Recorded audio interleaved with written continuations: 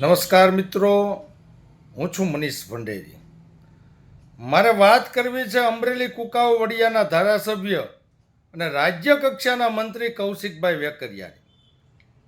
ટૂંક સમયમાં જ જ્યારે સ્થાનિક સ્વરાજ્યની ચૂંટણી છે એ જાહેર થવાની હોય, એનું જાહેરનામું બહાર પાડવાનું હોય, એટલે અમરેલીના ધારાસભ્ય અને રાજ્ય કક્ષાના મંત્રી કૌશિકભાઈ વેકરિયા ખંભે ત્રિકમ નાખીને નીકળી ગયા છે, ઊભા રોડે ચડ્યા છે ખાતમુહૂર્ત કરવા માટે અને લોકાર્પણ કરવા માટે કાતર પણ ખીચામાં હારે રાખે છે.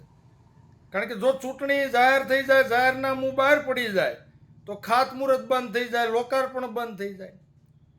વળી ખાતમુહૂર્ત એ કેવી રીતે કરે કે બાબાપુરના પાટિયેથી સરંબડા ગામ સુધી 10 કિલોમીટરનો જે રોડ નવો બનવા જઈ રહ્યો છે, એમાં બાબાપુરના પાટિયેથી ખાતમુહૂર્ત કરે, બાબાપુર ગામમાં ખાતમુહૂર્ત કરે, તરવડા ગુરુકુળ પાસે ખાતમુહૂર્ત કરે, તરવડા બસ સ્ટેન્ડે ખાતમુહૂર્ત કરે, મેડી પણ ખાતમુહૂર્ત કરે અને સરંબડા પણ ખાતમુહૂર્ત કરે.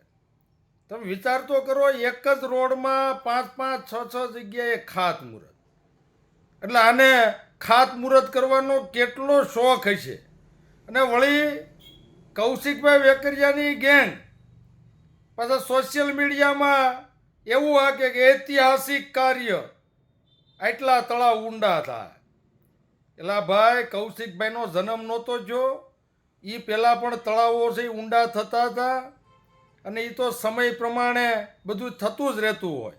કંઈ કૌશિકભાઈ ધારાસભ્ય બન્યા, મિનિસ્ટર બન્યા પછી તળાવ ઊંડા થવા માંડ્યા એવું કાંઈ નથી. એટલે તમે અમરેલી કુકાઓ વડિયાની જનતાને મૂર્ખ બનાવવાનું બંધ કરો. કૌશિકભાઈ, તમને 3 વર્ષના તમારા ધારાસભ્યના કાર્યકાળમાં અમરેલી કુકાઓ વડિયાની જનતા સારી રીતે ઓળખી ગઈ છે. તમને આનો જવાબ આવનાર ચૂંટણીમાં અમરેલી કુકાઓ વડિયાની જનતા જરૂરથી આપવાની છે. અસ્તુ. જય હિન્દ, જય જય ગરવી ગુજરાત.